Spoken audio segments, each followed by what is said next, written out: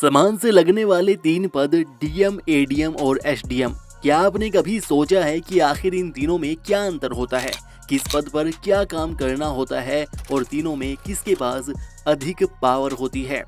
दोस्तों देखिए, डीएम जो होते हैं उनकी पोस्टिंग जिले स्तर पर होती है। किसी भी जिले के अंदर सिर्फ एक ही डीएम होता है।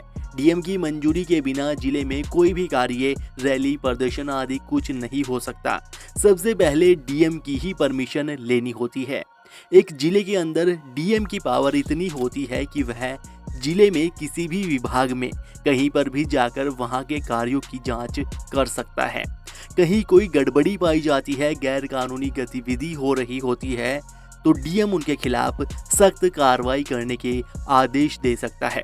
सरकारी अधिकारियों को सस्पेंड करने तक की पावर डीएम के पास होती है। आप इसे ऐसे समझ सकते हैं, अगर जिले के अंदर आपका किसी भी विभाग से कोई समस्या है, आपका कोई काम कहीं पर रुका हुआ है, तो आप सीधे डीएम के यहाँ पर जाकर शिकायत कर सकते हैं। उसके बाद आपका कार्य मिनटों में हो जाएगा, इतनी पावर होती है डीएम के पास। तो इस तरह डीएम के पास बहुत सारी जिम्मेदारियां भी होती है, बहुत सा काम होता है जो उन्हें करना होता है।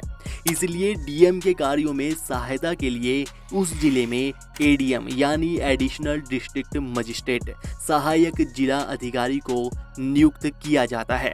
और जिस तरह डीएम सिर्फ एक ही होता है, उसी तरह एडीएम भी जिले में सिर्फ एक ही होता है।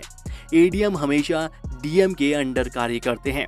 डीएम जो भी जिस तरह का कार्य भी एडीएम को सौंपते हैं, वह उन्हें पूरा करना होता है। डीएम की अनुपस्थिति में जब डीएम जिले में नहीं होता, उस समय डीएम के सभी कार्य एडीएम ही संभालते हैं।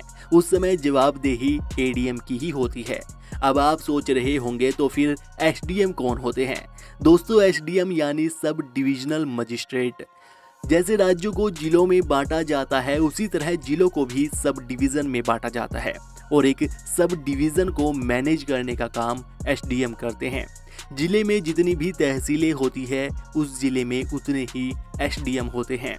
और जिस तरह डीएम जिले को संभालता है, उसी तरह एक सब डिवीजन को एसडीएम संभालते हैं और रिपोर्ट डीएम को सौंपते हैं।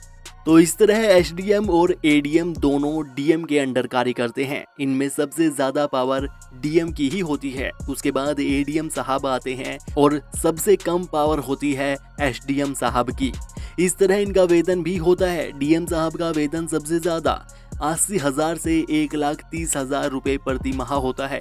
एडीएम का 60,000 से 85,000 के बीच में और एडीएम का 50,000 से 70,000 रुपये प्रति माह के लगभग वेतन होता है। डीएम और एडीएम आईएएस सर्विसेज के अंतर्गत आते हैं, यानी कि ये सिर्फ यूपीएससी का एग्जाम क्लियर करने के बाद बनते हैं, जो कि काफ़ी मुश्किल एग्जाम होता है दोस्तों। जबकि एसडीएम यूपीएससी और पीसीएस दोनों तरह के एग्जाम क्लियर करने के बाद बन सकते हैं।